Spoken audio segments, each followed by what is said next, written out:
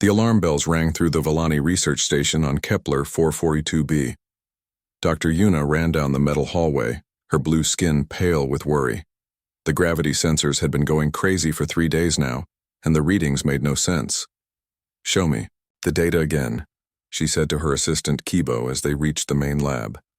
The holographic display showed their peaceful world surrounded by normal space, but something was coming, something big. Commander Taman walked into the lab. His military uniform was neat, but his face showed concern. The Villani had lived on this world for over 200 years, without any major problems. They were a peaceful people who studied plants and animals from different worlds. They had never needed to fight anyone. "Doctor, what exactly are we looking at?" Taman asked. Yuna pointed to the display. "A rogue planet. It is moving toward us at incredible speed. Look at these numbers." She touched the screen, and red lines appeared. "It will hit us in exactly 5 months and 18 days. The commander stared at the display. His people had small ships and basic weapons. They were scientists, not warriors. "How big is this planet?" "3 times the size of our world," Yuna said quietly. "When it hits us, everything will die. Every plant, every animal, every person." Taman felt his heart sink. The Villani had 2 hearts, and right now both were beating fast with fear. "Can we evacuate?" "Impossible. We have 43 million people on this world. Our ships can only carry maybe 50,000 at most." For several minutes nobody spoke. The lab was quiet except for the humming of computers.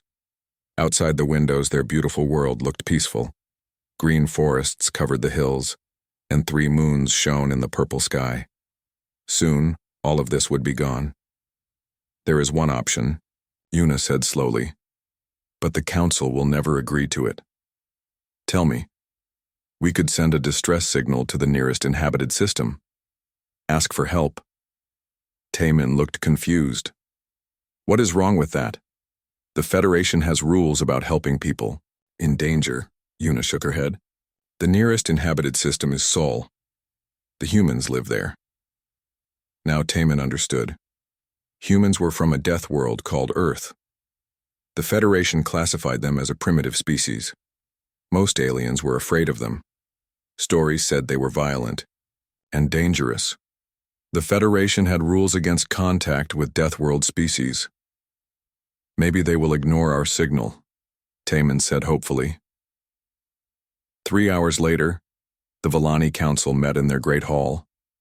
50 elders sat in a circle, their blue faces serious. Elder Zithara was the oldest among them. She had lived for almost 400 years and had never been more worried. "The situation is clear," she said to the group. "We face complete extinction. Our own ships cannot save even 1% of our people. The Federation is too far away to help in time." "But humans?" Elder Moki asked. "They are barbarians, Deathworlders. What if they decide to conquer us instead of helping?" "Then we die as slaves instead of dying free," Zithara replied. "But at least some of us might live." The debate went on for hours. Some elders wanted to try building more ships. Others suggested sending people to live underground. But the math was simple and terrible. Nothing they could do would save more than a few thousand people. Finally, they voted. 26 elders said yes to sending the signal. 24 said, Yuna worked all night to prepare the message. She had studied human languages as part of her research. Their main language, English, seemed simple, but had many hidden meanings. She wrote the message very carefully. To any ship or station in the Sol system, this is the Villani research colony on Kepler 442b. We are a peaceful scientific community facing extinction from a natural disaster. A rogue planet will destroy our world in 5 months. We have 43 million people and cannot evacuate them with our ships. We request humanitarian aid. Our coordinates are attached. We offer our scientific knowledge in exchange for help. End message. She read it 10 times before sending it. The message would take 3 days to reach the Sol system. If humans decided to help, their ships would need almost 2 months to reach.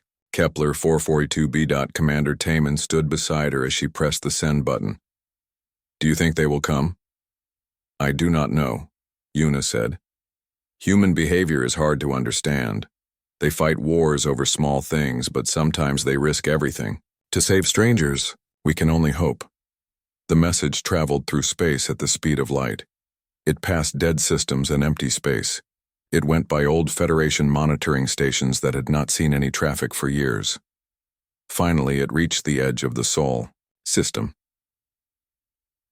Captain Do-Yoon was drinking his morning coffee on the bridge of the UN Indomitable when the communication officer called out, "Sir, we are receiving an unknown signal. It is not from any human ship or station." Do-Hyun put down his coffee. "Play it." The bridge crew listened to the message in silence. When it ended, everyone looked at their captain. Do-Hyun was a calm man who had served in the Earth Navy for 20 years. He had seen many strange things in space, but he had never received a message like this. "Communications, verify the source coordinates," he ordered. "Confirmed, sir. The signal comes from the Kepler 442 system. Long-range sensors show a large gravity anomaly approaching that system. Send this message to Luna Command immediately. Priority 1. Within 6 hours, the message reached Earth's main naval headquarters on Luna. Fleet Admiral Somin read it 3 times before calling an emergency meeting. The Terran Defense Council gathered in the secure meeting room deep under the lunar surface. "Gentlemen and ladies," Admiral Somin said, "we have received humanity's first official request for help from an alien species." She played the message for the council. General Nari leaned forward in her chair. 43 million people? According to our files, the Volani are a peaceful research species. They have never attacked anyone. They study biology and share their findings with the Federation. "And they chose to ask us for help?" asked Admiral Junho. "We are the closest inhabited system," Soman replied. "The question is, what do we do?" Colonel Hyunwoo spoke up. "What kind of question is that? They need help. We help them." "It is not that simple," said Dr. Yunbi from the Science Division. "The Galactic Federation has rules against contact with Deathworld species. If we respond, it could cause problems." "Let them have problems," General Nari said firmly. 43 million people are about to die. We do not ignore that. The debate was short. Humans had rules too, and the most important one was simple. When someone needs help, you help them. It did not matter if they were human or alien. "Very well," Admiral Soman said. "Prepare the largest rescue fleet in human history. We leave in 72 hours. As the news spread through human space, something amazing happened. Ship captains volunteered their vessels. Marine units asked to be included. Engineering teams requested assignment to the mission. Within 2 days, nearly half of humanity's space fleet was heading toward the Kepler 442 system. The Volani had asked for help. They were about to discover what that really meant when you asked humans. The swarm homeworld cluster hung in space like a cancer made of twisted metal and pulsing flesh. 17 connected worlds, each one a massive hive that had been growing for millions of years. This was where the swarm had originated, and where they would make their final stand. Admiral Tae-hyun stood on the bridge of the Indomitable, surrounded by the largest fleet in galactic history. Human warships formed the core of the attack force, their crude-looking hulls bristling with kinetic weapons. Around them, Federation vessels provided support, though many stayed at maximum safe distance from the human ships. "Final battle plan confirmed," reported Colonel Sungmin over the communications link. "All human assault forces are in position. We have 60,000 Marines ready for the ground assault." Federation command to Admiral Tae-hyun, came the transmission from Commander Keftar, his voice tight with stress. "Are you certain this direct assault is necessary? Perhaps we could negotiate with the swarm leadership." "Commander, we've tried communications for 8 months," Tae-hyun replied patiently. "The swarm doesn't respond to anything except force. They don't negotiate, they don't retreat, and they don't surrender. The only way to stop them is complete destruction of their command structure." "But the scale of violence required," Keftar's voice trailed off, "is exactly what it needs to be," Tae-hyun finished. "No more, no less. The first wave of human dropships launched toward the innermost hive world. These planets weren't like the industrial worlds they had liberated before. These were living organisms on a planetary scale, covered in millions of swarm creatures and defensive biostructures that had evolved over geological time periods. Captain Min Jung commanded the orbital bombardment from the heavy cruiser Seoul.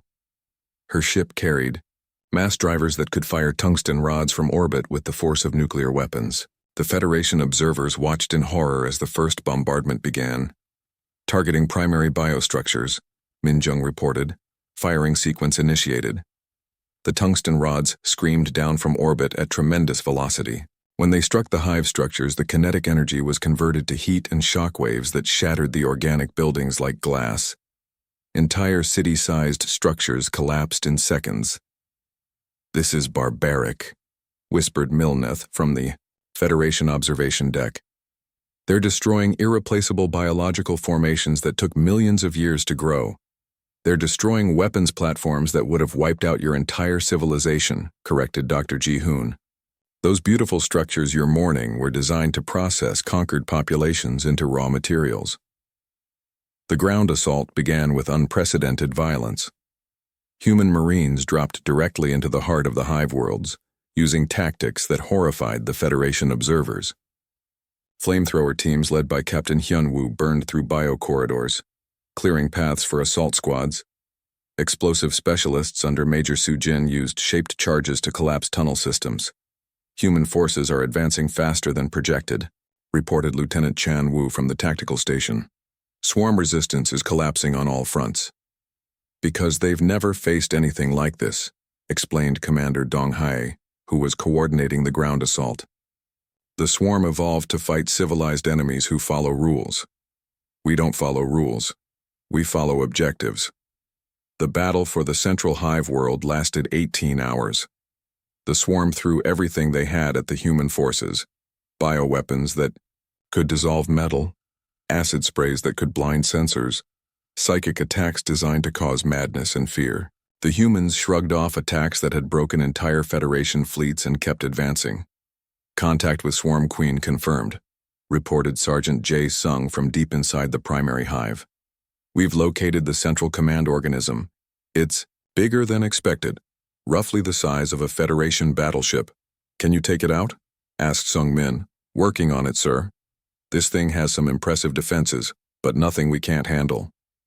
The Federation observers listened to the tactical communications with growing unease. The humans were discussing the destruction of a planet-sized organism with the same calm professionalism they would use to discuss maintenance schedules.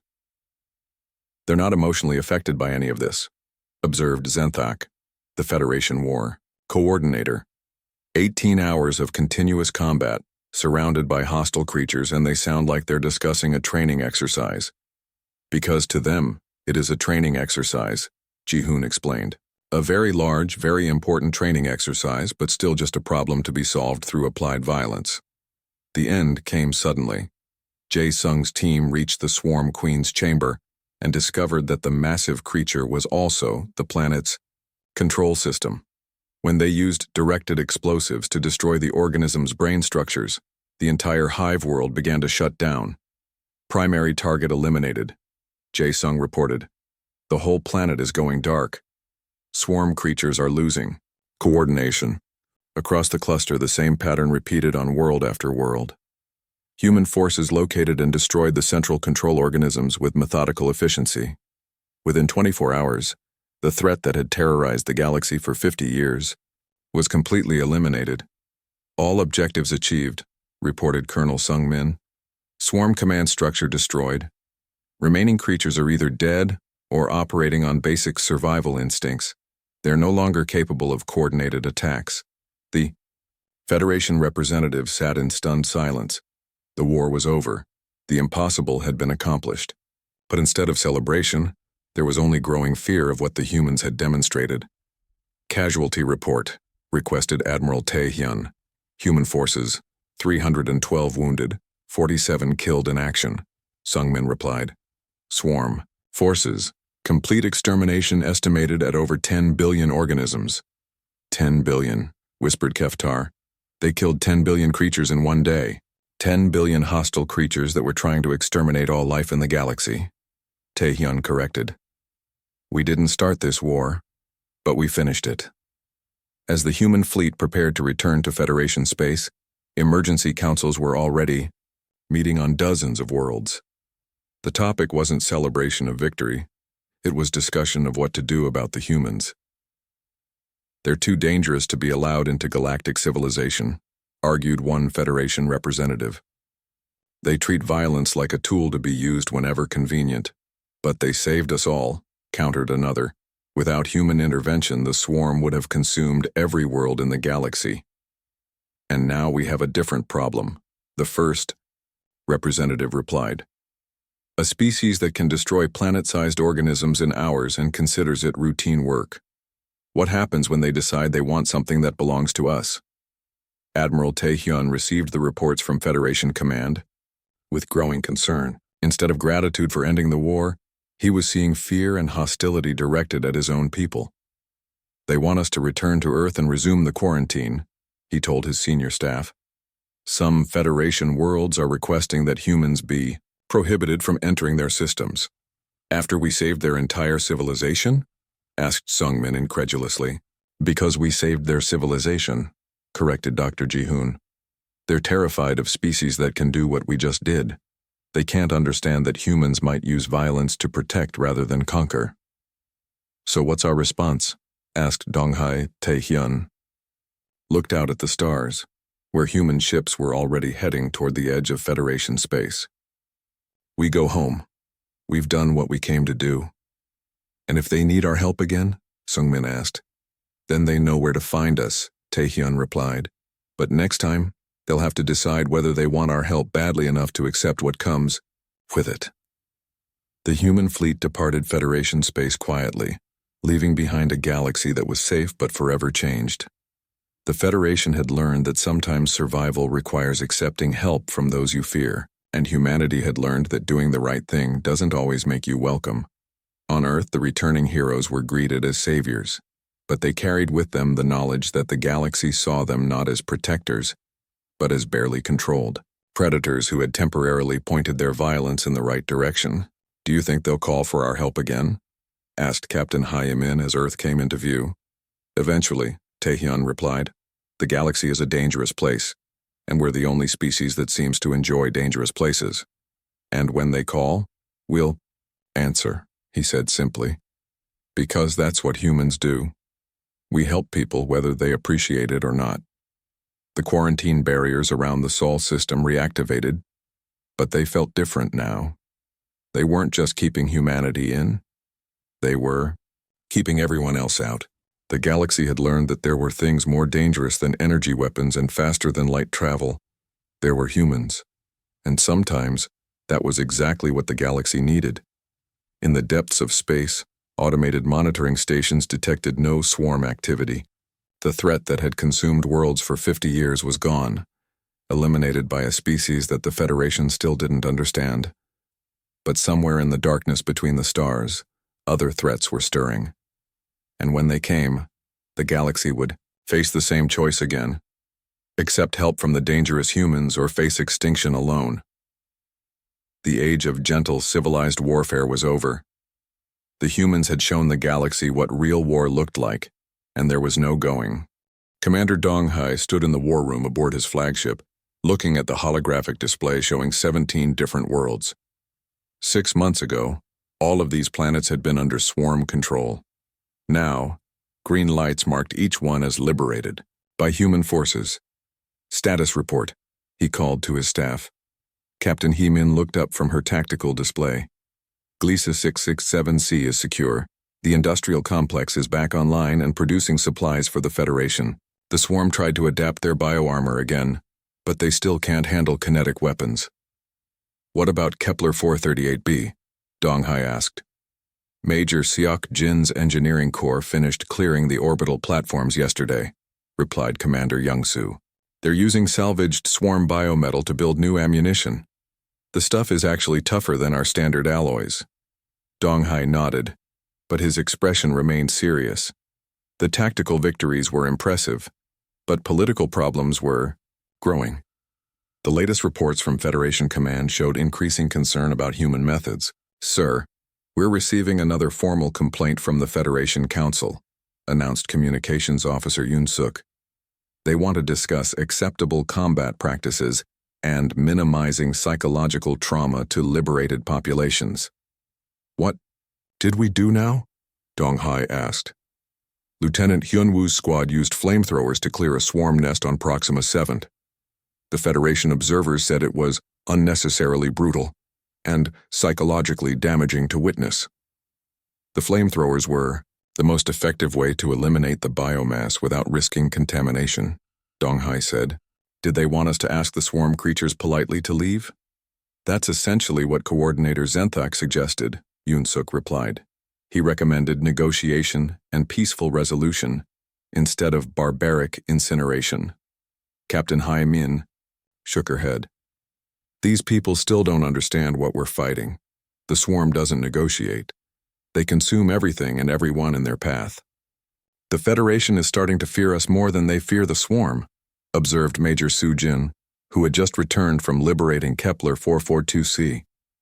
Every victory makes them more nervous about what humans are capable of. The door chimed, and Dr. Ji-hoon entered carrying a data tablet. Commander, I've been analyzing the psychological reports from Federation observers.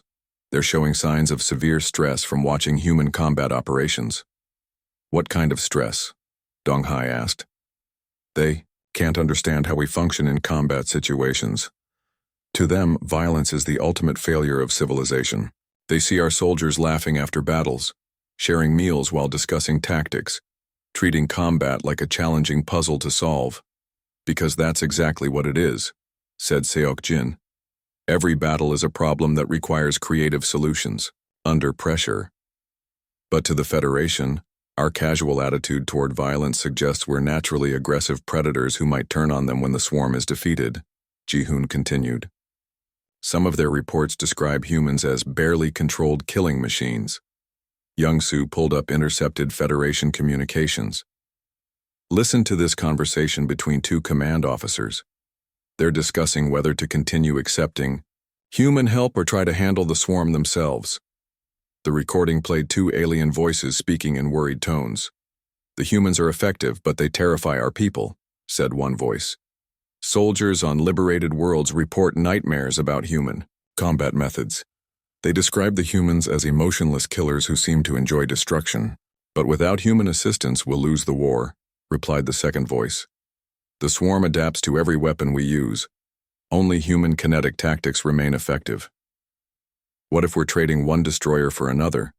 What happens when the humans decide they want to rule instead of liberate? Dong Hai turned off the recording. They think we're planning to conquer the galaxy after we save it. Are we? Asked He-min with a grin. That's not the point, Dong Hai replied. The point is they don't trust us because they don't understand us. They can't comprehend that humans might fight this hard just to help people we barely know. Yoon Suk brought up recent diplomatic correspondence. It gets worse. Some Federation species are requesting that human forces operate only in uninhabited systems. They don't want us near their populations. Because they're afraid of us, Su Jin said. They see human marines joking with each other after destroying a swarm hive and they think we're psychopaths. From their perspective, we probably are, Ji-hoon observed. They've never developed the psychological mechanisms to cope with sustained violence. They don't understand how humans can experience combat stress and still function effectively. Young-soo displayed tactical reports from recent battles. Our effectiveness is actually increasing. Soldiers are learning swarm behavior patterns and developing new techniques. Sergeant Min Jung's unit developed a new explosive mixture using captured biochemicals. It's 3 times more effective than standard charges. And that probably terrifies the Federation even more, Dong Hai said. They see us getting better at killing and they worry about what that means for them. The communications panel activated, showing Admiral Tae-hyun calling from the main fleet. Commander Dong Hai, we have a situation. The Federation Council is requesting a formal review of human combat operations. They want to establish guidelines for acceptable military conduct. What kind of guidelines? Dong Hai asked. prohibition of kinetic weapons in populated areas, mandatory psychological evaluations for human soldiers, limits on close combat operations. Essentially, they want us to fight more like they do, which would make us completely ineffective against the swarm, Hyman pointed out. Exactly. But they're more concerned about our methods than our results. They'd rather lose the war cleanly than win it brutally. Donghai considered the political implications. The humans were winning battles faster than anyone thought possible, but they were also changing the galaxy's understanding of warfare. The Federation had spent thousands of years developing civilized, sanitized combat. Humans brought raw, practical violence that worked, but violated every principle of advanced civilization. Sir, incoming priority message from Kepler 186F, announced Yoon Suk. Major crisis developing. The message played, showing Colonel Sungmin in his combat armor. Command, we have a problem. The swarm is adapting faster than expected. They're using new tactics we haven't seen before. What kind of tactics? Taehyun asked. They're avoiding direct confrontation with our infantry. Instead, they're focusing on psychological warfare against Federation civilians. They're broadcasting images of human combat operations and telling people we're the real threat. Donghae felt a chill run down his spine. They're turning our effectiveness against us. The swarm is smart, Sungmin continued. They realize they can't beat us in direct combat, so they're trying to turn our allies against us. Some Federation worlds are requesting that human forces withdraw from their systems. Are the Federation leaders supporting these requests? Taehyun asked. That's the worst part, Sungmin replied. Some of them are. They're so afraid of human brutality that they're willing to risk swarm conquest rather than accept our help. The room fell silent as the implications sank in. The humans were winning the war, but they might lose the peace before the fighting even ended. Options? Donghai asked his staff. We could try to fight more like the Federation wants, suggested Sujin. Use their methods, their weapons. Which would be suicide, Hymin countered. We'd lose every engagement. We could withdraw and let them handle the swarm themselves, Youngsu said. Which would mean watching billions of innocent people die, Ji-hoon replied. Or we continue doing what works and deal with the political consequences later, Yoon-suk concluded. Donghai made his decision. We continue the mission. The swarm is still the immediate threat. Political problems can be solved after everyone is still alive to have political discussions. And if the Federation turns against us? Hyamin asked. Then we'll cross that bridge. When we come to it, Donghai replied. Right now our job is to eliminate the swarm threat. Everything else is secondary. The meeting ended, but the humans all understood they were fighting two wars now. One against the swarm and another for the right to exist in the galaxy they were trying to save. Sir, Yoon-suk said quietly, do you think we'll have a place in the galaxy after this is over? Donghai looked out at the stars where human ships were moving toward the next battle. I don't know, but I know we'll still be alive to find out, and that's more than we can say for anyone else right now.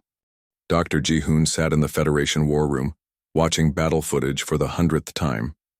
The aliens had given him access to 5 years of combat recordings, and every video showed the same pattern: Federation ships firing energy weapons at swarm creatures who just absorbed the attacks and grew stronger. This is fascinating, he said, making notes on his tablet. The alien observers looked uncomfortable. Commander Keftar shifted nervously in his chair. Fascinating is not the word we would use, Dr. Ji-hoon. These battles represent the deaths of millions of our people. I understand that, Ji-hoon replied calmly. But from a tactical perspective, the swarm's behavior follows very predictable patterns. They're not as random as you think. He stood up and pointed at the main screen. Watch this attack on the Vega. Colonies. The swarm always approaches from the same direction, directly toward the largest energy source. They ignore smaller ships until the main target is destroyed, and they never ever engage in close-range combat. Captain So Young, who had been studying reconnaissance data, looked up from her workstation. Dr. Ji-hoon is right. In over 300 battle recordings, I haven't seen a single example of swarm creatures fighting hand-to-hand. They always maintain distance and use ranged bioweapons, Hand-to-hand combat is barbaric, said Milneth, the Federation Science Coordinator. Civilized beings don't engage in physical violence. Maybe that's your problem, said Bora, the human engineer. She had been examining captured swarm technology for 2 days. Look at this armor sample. It's designed to absorb and redirect energy. But watch what happens when I do this. She picked up a simple metal rod and struck the armor sample. The material, which had absorbed plasma beams without damage, cracked under the simple physical blow. Impossible, breathed Velnok, Keftar's aide. Our most powerful weapons couldn't scratch that armor. Your most powerful weapons were energy-based, Bora explained. This armor evolved to handle energy attacks. It has no defense against simple kinetic force. Ji-hoon activated another battle recording. Look at this pattern. Every time the swarm encounters resistance, they adapt their energy absorption within hours, but they never adapt their tactical approach. They always attack the same way. Direct, assault on the main target, ignoring flanking opportunities or strategic positions. They're not stupid, So Young added. They're specialized. They've spent millions of years fighting energy-based civilizations. They know exactly how to counter your weapons and tactics, but they've never faced anything like us. A new alien entered the room, a creature that looked like a walking crystal. I am War Coordinator Zenthak. I've been reviewing human military history, and I must say, your species' approach to warfare is disturbing. How so? Asked Colonel Sungmin, who had just arrived from the human ship. You fight each other constantly, Zenthak said. Even when not at war, you practice combat. You have turned violence into entertainment. You create scenarios where you pretend to kill each other for fun.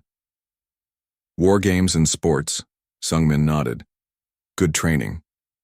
Training for what? For situations? Like this, Ji-hoon said, gesturing at the swarm footage. Every human military officer has studied thousands of different combat scenarios. We've faced enemies with superior technology, greater numbers, better positions. We've learned to adapt, improvise, and find weaknesses our enemies didn't know they had. Bora held up another piece of swarm technology. Like this bioweapon. It fires concentrated plasma bursts that can melt through Federation armor in seconds. But the firing mechanism requires a 3-second charging period. In human combat, 3 seconds is an eternity. What do you mean? Keftar asked. A human soldier can cover 30 meters and fire 6 shots in 3 seconds, Sungmin explained. We could close the distance and eliminate the threat before it could fire. But that would require getting close to the enemy, Milneth said, horrified. Direct physical confrontation. That's where humans excel, So Young said. The Federation fights like prey animals. You see a threat, you run away and try to hit it from a distance. Humans fight like predators. We see a threat, we figure out how to kill it. Ji-hoon brought up a new display showing swarm biology. Look at their physical structure. They're optimized for energy absorption and projection. But their joints are unarmored. Their sensory organs are exposed. Their locomotion systems are vulnerable to physical damage. You're suggesting we attack their weak points? Zenthak asked. We're suggesting you let us attack their weak points, Sungmin corrected. Human soldiers are trained to identify and exploit enemy vulnerabilities under combat conditions. Bora activated a holographic display showing human weapons. These are our standard infantry weapons. Kinetic projectiles fired by chemical propulsion.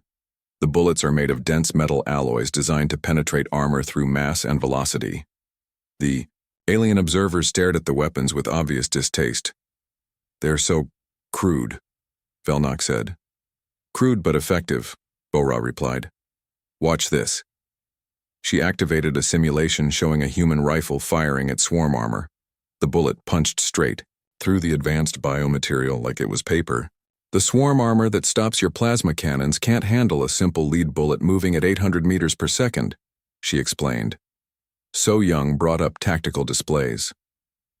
We've identified 17 different ways to approach a swarm. Position using human combat doctrine. Flanking maneuvers, suppression fire, coordinated assault patterns. None of these require advanced technology. Just soldiers who aren't afraid to get close to the enemy. But the casualties, Keftar said. Fighting at close range means accepting losses. Fighting at long range with ineffective weapons means accepting total defeat, Ji-hoon countered. You've lost 47 worlds trying to avoid casualties. Sometimes you have to risk lives to save lives. Sung-min pulled up footage of human soldiers training. Every human Marine is taught to function under extreme stress, physical pain, and mortal danger. We train in environments that would kill most Federation species. We prepare for situations where everything goes wrong and you have to keep fighting anyway. This is why the Swarm has never faced an enemy like us, So Young added. Your people are civilized, peaceful, logical. You fight wars the way you solve mathematical problems, with elegant solutions and minimal waste. The Swarm has learned to counter that approach. Humans fight wars like we're trying to survive a natural disaster, Ji-hoon said. We're chaotic, adaptable, and ruthless when necessary. We don't follow predictable patterns because we can't afford to.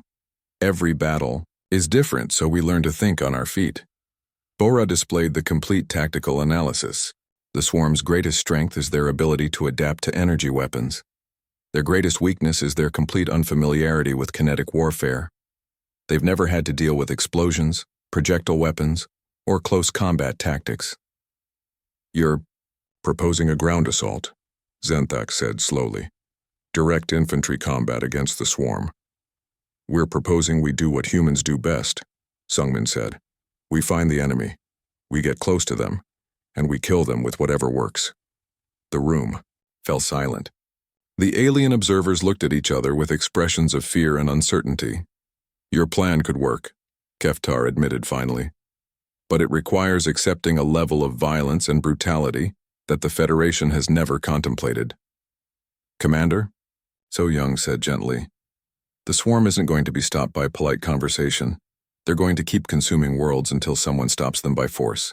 And if we accept your help, Milneth asked, what happens afterward? How do we return to peaceful civilization after unleashing such violence? Ji-hoon looked at the alien coordinators with sympathy. That's a question every species has to answer, for themselves. But first you have to survive long enough to ask it.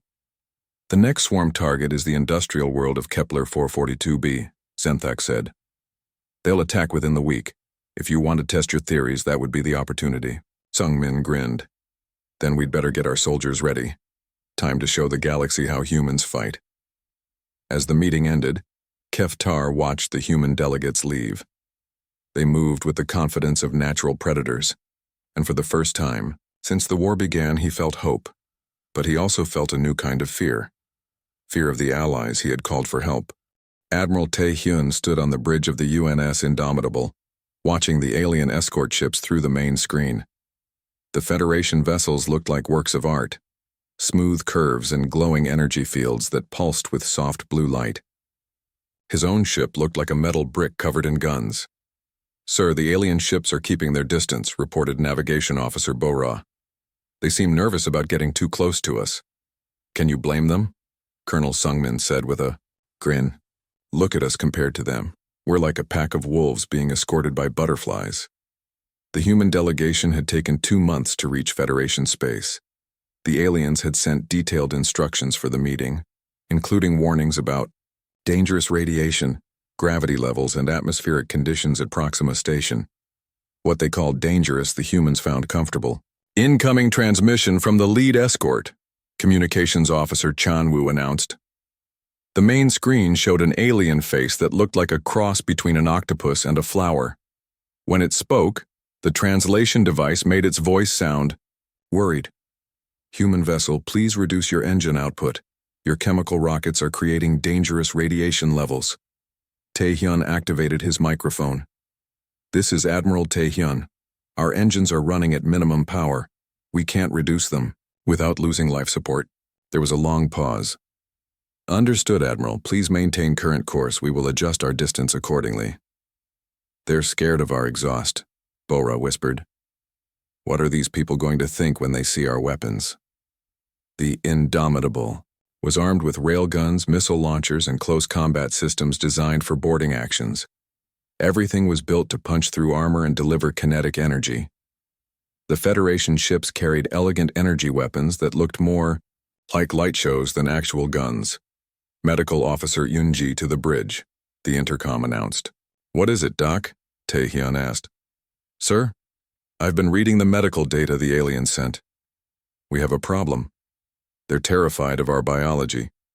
According to their scans, we shouldn't be alive. What do you mean? They think our blood is poisonous because it carries iron. They're shocked that we can function in Earth gravity. They can't understand how we survive background radiation that would kill them in hours. They think we're some kind of super predators. Sungmin laughed. Super predators? Wait until they see us eat spicy food. 3 hours later, the Indomitable docked at Proxima Station. The station was beautiful, made of some kind of crystal that glowed with its own light. But Taehyun noticed the massive energy barriers protecting it from space debris. His ship would have just used thick armor. Welcome aboard, said Commander Keftar as the human delegation entered the station. He looked like a tall, thin person with 4 eyes and blue skin. We are honored by your presence. Taehyun studied the alien commander.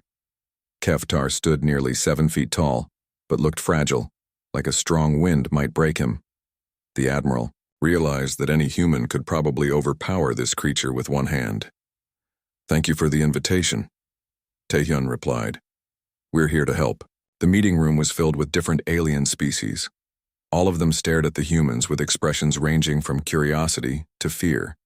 Taehyun counted 12 different types of aliens, but they all had something in common. They looked delicate compared to humans. Before we discuss the swarm threat, we must address medical concerns, said a creature that looked like a walking tree. Your species emits dangerous pheromones.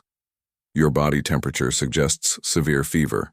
Your muscle density indicates genetic modification for combat. Yunji stepped forward. I'm the human medical officer. We're completely healthy by our standards. Our body temperature is normal for our species. Our muscle density comes from living in high gravity. And we don't emit pheromones, that's just how we smell. How you smell? The tree creature asked. Every species has a natural odor, Yunji explained. Humans smell like humans. A small alien that looked like a floating jellyfish spoke up. Your scent triggers our fear responses. Our brains interpret it as the smell of a predator. That's because we are predators, Sungmin said casually. The room went dead silent. Several aliens moved away from the humans. What, Colonel? Sungmin means, Taehyun said quickly, is that humans evolved from hunting animals. We're omnivores, we eat both plants and meat. You kill and consume other living creatures? Keftar asked, horrified. Well, yes, Bora said. Don't you? The Federation species evolved past such barbarism millions of years ago, the tree creature said. We synthesize nutrients from basic elements. The idea of consuming another organism's flesh is disturbing. Chanwu tried to lighten the mood. We also eat plants, lots of plants. Some of them are even poisonous. Poisonous? The jellyfish alien squeaked. For flavor, Yunji added helpfully. We enjoy the burning sensation. More aliens moved away from the humans. Perhaps we should discuss the swarm threat, Keftar said, changing the subject quickly. The lights dimmed, and a hologram appeared showing the enemy. The swarm creatures looked like nightmare insects made of metal and flesh. They moved in perfect coordination, destroying everything in their path. They appeared from outside our galaxy 50 years ago, Keftar explained. At first, we thought they were just another species seeking new homes. But they don't colonize planets. They consume them completely. The hologram showed a swarm attack. The creatures swarmed over Federation ships, tearing through energy shields like they weren't there. When the defenders fired plasma weapons, the swarm absorbed the energy and grew stronger. Every weapon we use against them makes them more powerful, the jellyfish alien said. They adapt to our technology within hours of first contact. Sungmin studied the battle footage carefully. What about physical damage? Cutting, crushing, penetration wounds?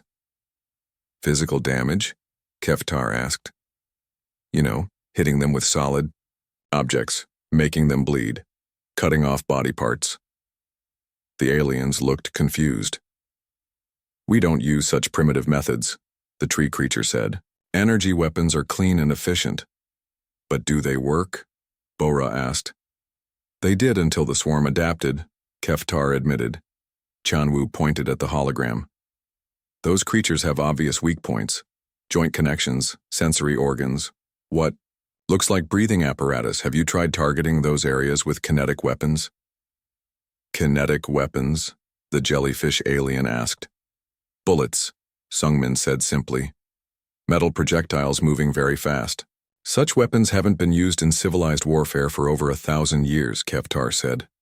They're considered too brutal. Brutal? Taehyun asked. These things are trying to wipe out your entire civilization, and you're worried about being too brutal? It's a matter of principle, the tree creature explained. Civilized beings don't use weapons designed to cause physical suffering. Unji looked at the swarm footage again. Those creatures don't look like they'd respond to philosophical arguments. The point is, Keftar said, our weapons are ineffective. We need new strategies. We were hoping your unique perspective might suggest alternatives. Our unique perspective? Taehyun asked. Your species' experience with violence and warfare, the jellyfish alien said carefully. We know humans have fought over 10,000 separate wars in the past century alone. That seems low, Sungmin muttered.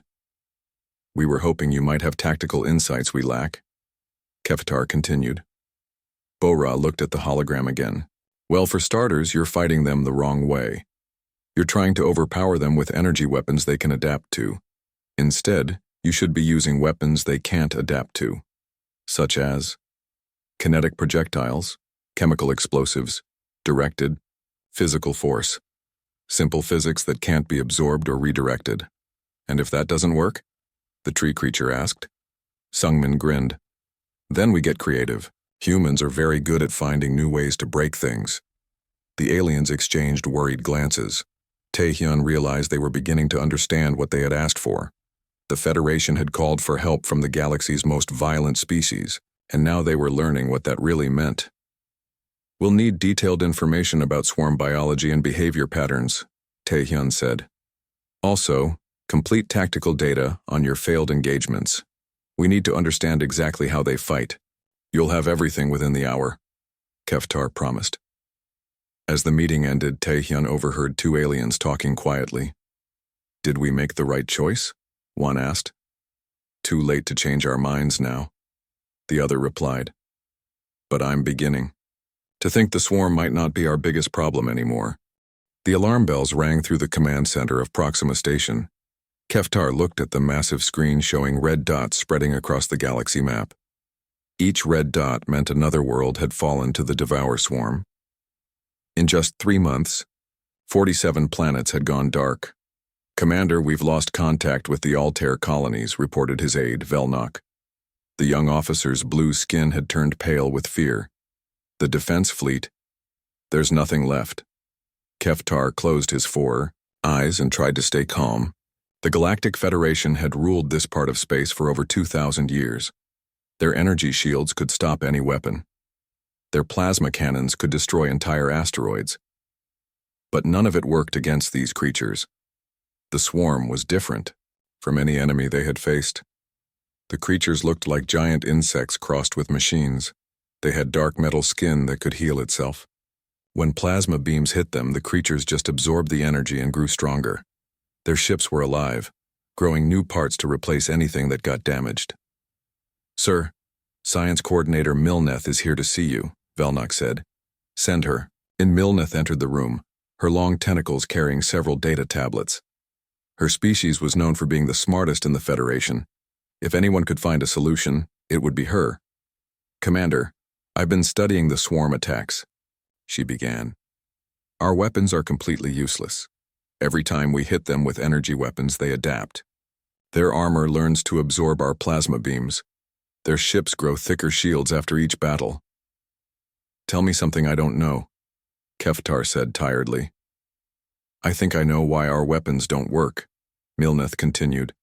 The swarm has been fighting energy-based civilizations for millions of years. They evolved to beat creatures exactly like us. But there might be one species that could help. Keftar leaned forward. Who? The humans from Sol 3. The room went quiet. Every officer stopped what they were doing and stared at Milneth. Keftar felt his blood run cold. You can't be serious, he said. Those barbarians? They're barely out of their Stone Age. They still use metal bullets and chemical explosives.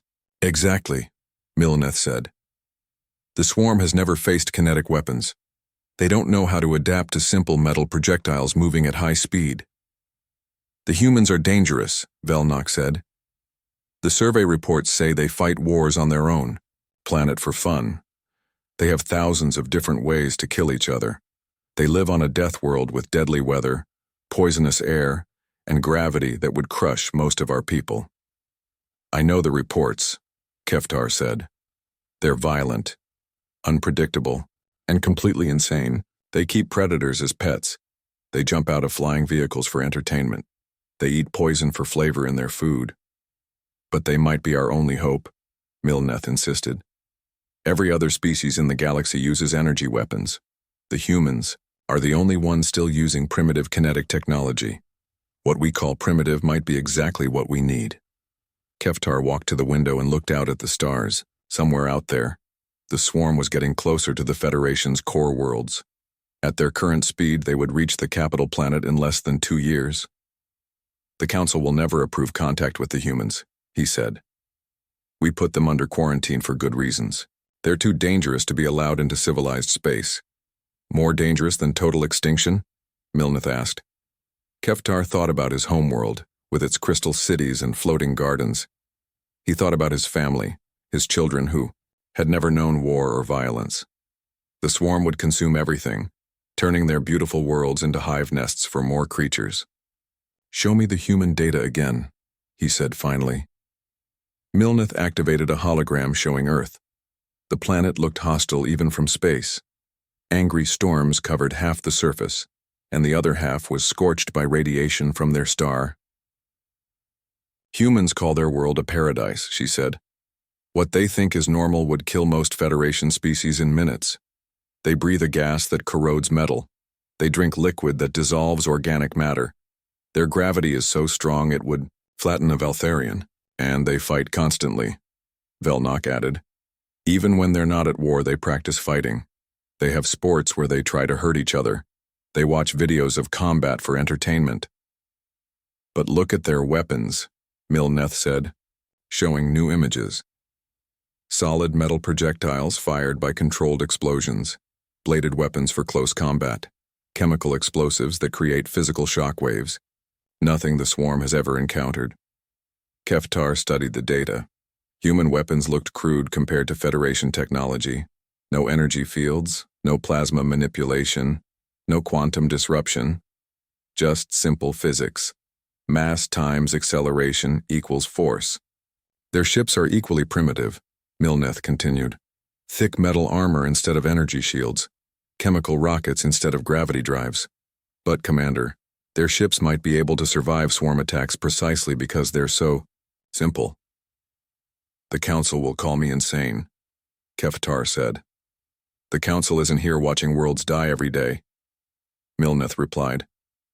Sir, we need to try something different. Our advanced technology has failed completely. Maybe it's time to try primitive technology. Keftar made his decision. Prepare a long-range transmission to Sol 3, maximum encryption. We'll send it to their military leaders. What should the message say? Velnok asked. Tell them the truth, Keftar said. An enemy threatens all life in the galaxy. We need their help. Include data about the swarm and our failed attempts to stop them. Sir, are you sure about this? Velnok asked. Once we contact them, there's no going back. The humans will know about the Federation. They'll want to be included in galactic civilization. If we don't stop the swarm, there won't be any galactic civilization left to protect, Keftar replied. The transmission took 3 hours to prepare. The message included star charts, swarm attack patterns, and detailed information about Federation technology failures. At the end, Keftar added a personal note. People of Earth, we are the Galactic Federation. We have watched your species from a distance for many years. We know you are warriors, and we need warriors now. An enemy threatens to destroy all life in our galaxy. Our weapons cannot stop them. Perhaps yours can. This is our desperate request for help. The transmission shot through space toward the small yellow star system at the edge of the galaxy. Keftar watched it go, wondering if he had just saved the Federation or doomed it. On Earth, the signal reached the Lunar Defense Station first. Captain Dongwu was finishing his night shift when the communication array started showing impossible readings. Hye-jin, are you seeing this? He called to the communications officer. Hye-jin looked at her screens with confusion. Sir, we're receiving a signal from outside the solar system. The encryption is like nothing I've ever seen, but somehow our computers are translating it automatically. Play it, Dongwu ordered. The message filled the control room. As they listened, both officers felt their world change forever. They were not alone in the universe, and the universe needed their help. Get me Admiral Taehyun on the emergency line, Dongwu said. Tell him we have a situation that requires immediate attention. What kind of situation? Hye-jin asked. Dongwu looked at the star chart showing the swarm's advance toward Earth. The kind where aliens are asking humans to save the galaxy. In the depths of space, the Devour swarm continued its advance, unaware that the galaxy had just called upon its most dangerous species for help.